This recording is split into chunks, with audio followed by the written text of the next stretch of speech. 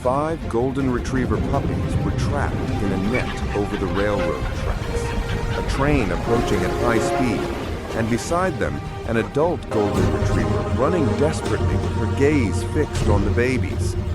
What no one imagined was that this dog was their mother, and that minutes before they had been cruelly abandoned there by their own owner.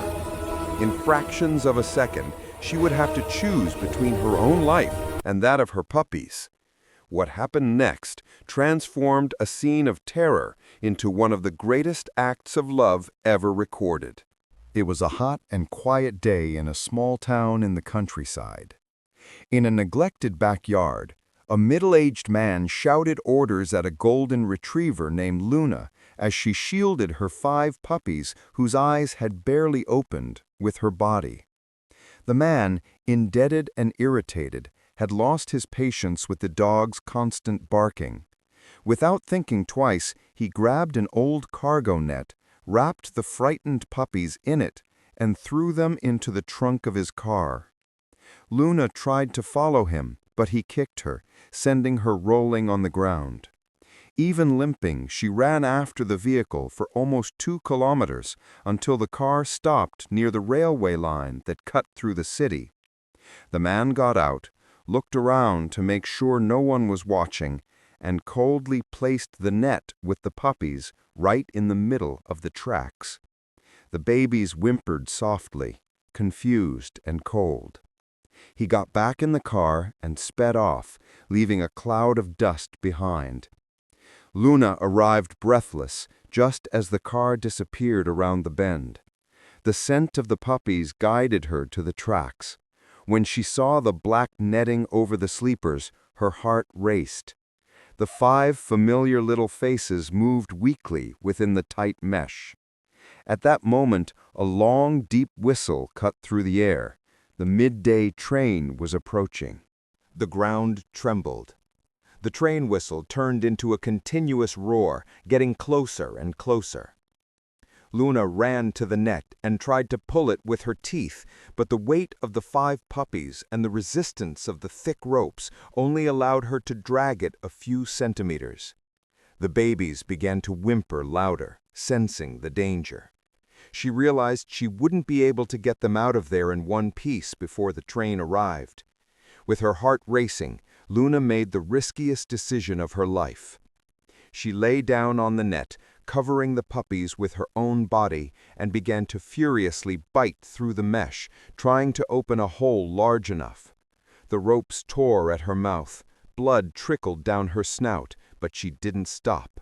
With each passing second, the train became more visible, a blue and yellow mass that seemed to swallow the horizon. Suddenly, one of the puppies managed to stick its head through the hole she had made. Luna grabbed it by the scruff of the neck and, with a strong pull, threw it off the tracks into the tall grass beside it. The train was less than 100 meters away. She returned to the net and repeated the movement, biting, tearing, pulling another puppy.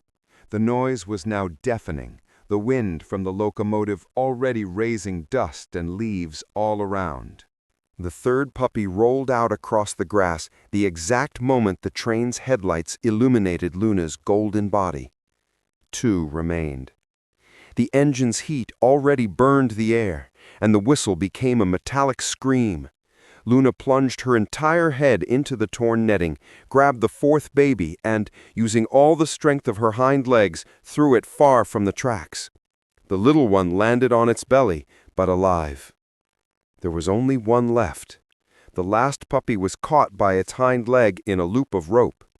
Luna bit the rope so hard that a tooth broke, but the rope gave way. She pulled the baby out with her teeth and, in a desperate movement, threw it to the same side as its siblings. In that same second, the train passed like thunder, the wind lifting Luna off the ground and hurling her several meters ahead. When the dust settled, the railing was destroyed, scattered across the sleepers. The train was already disappearing around the next curve, and, at the edge of the line, 6 golden hearts were still beating. 5 frightened puppies crawled towards their mother, who lay on her side, panting, her snout bleeding, and her body covered in scratches, but with her eyes open and fixed on her children. Luna stood up slowly, her paws trembling, her body aching. One of the puppies licked the blood from her snout as if trying to heal her. She lowered her head and one by one sniffed each baby to confirm they were all right. Only then did she let out a long groan, a mixture of relief and exhaustion. The 6 began to move away from the tracks, she gently nudging the slower ones with her snout. The railway line was in a remote area, between a thicket and a stream. Luna knew she couldn't stay there. The man might return or another train would pass soon. With the puppies stumbling behind her, she limped to the edge of the stream, where the grass was tall and there was shade. There she lay down again, forming a protective circle with her body, and let them all nurse, even though she herself was weak. While the puppies were suckling warm milk, a truck driver passing by on the parallel road saw the golden glint among the foliage. He braked sharply, got out, and approached slowly. Upon seeing the scene, an injured dog surrounding 5 tiny puppies, his eyes welled up with tears.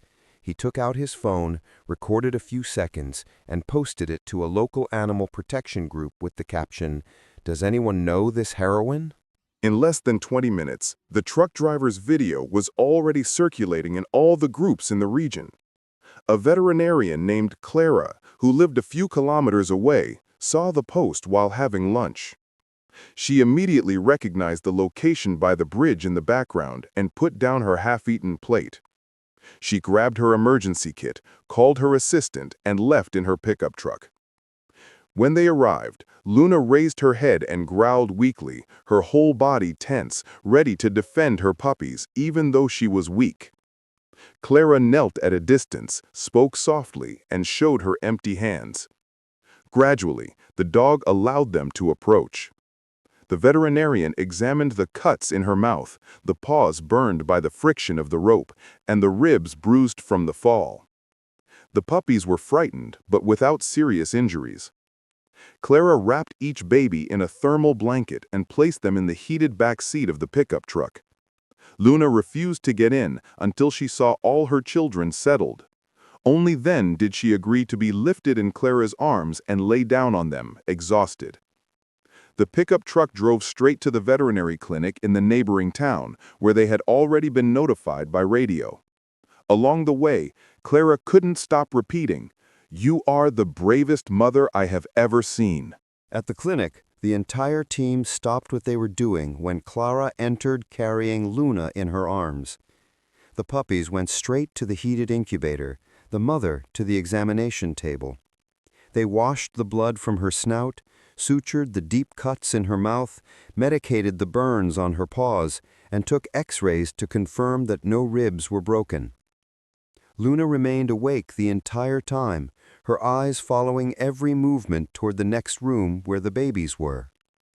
Meanwhile, the truck driver's video had already reached tens of thousands of views.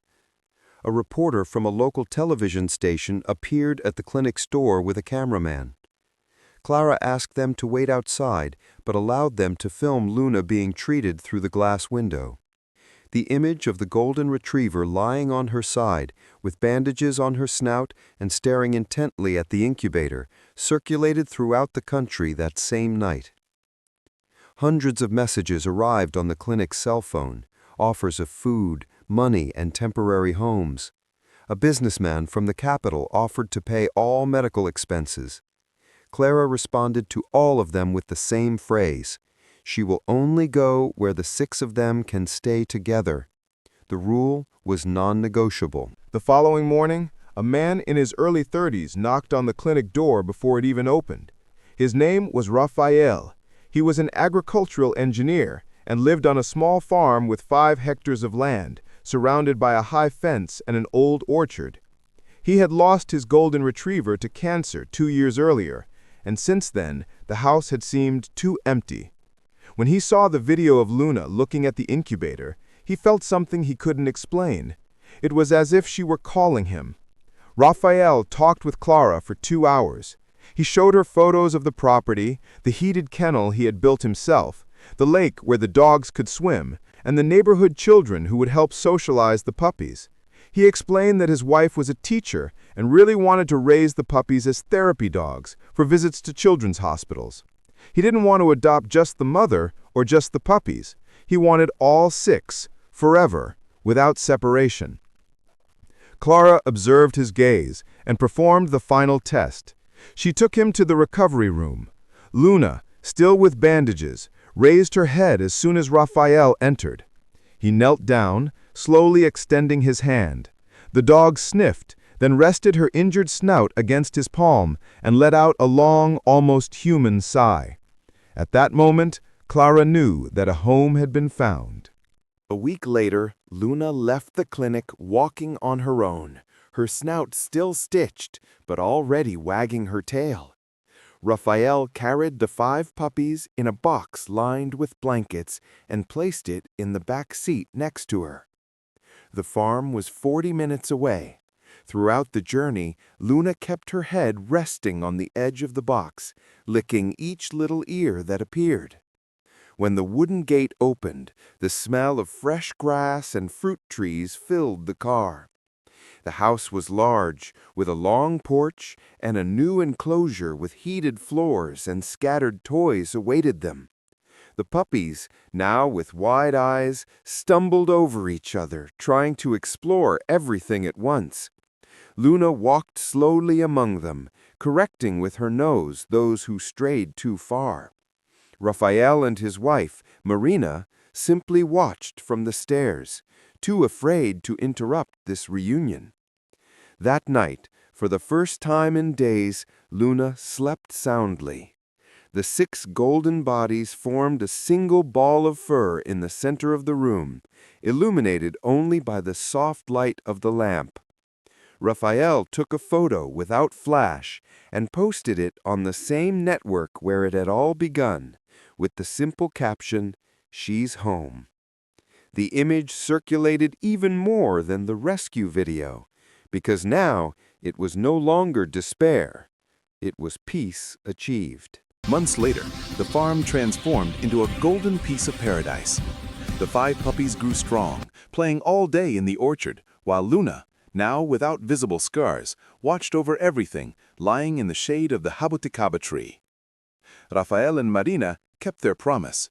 3 of the puppies were trained as therapy dogs, and today bring joy to children in hospitals, always accompanied by their mother, who calmly enters the wards and lies beside the beds as if she knew exactly what those children needed. Luna's story spread courage and hope wherever it went. It proves that a mother's love knows no bounds, that the wickedness of one human being can be defeated by the bravery of another heart, and that sometimes being in the right place at the right time changes the destiny of an entire family forever. From cruel abandonment on the trails to a home full of fruit and happy barks, Luna needed more than just an instinct to protect her children. And with that, she taught the world that the greatest superpower that exists is called a mother's love. Today, as the sun sets on the farm and the 6 golden retrievers run together across the lawn, no one remembers the sound of the train anymore.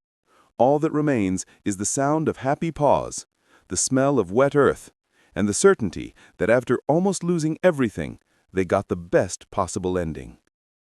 If you enjoyed the story, please like it, subscribe to the channel to help me bring you more stories, activate the notification bell, and comment with your thoughts, tips, and suggestions. And keep watching the other videos.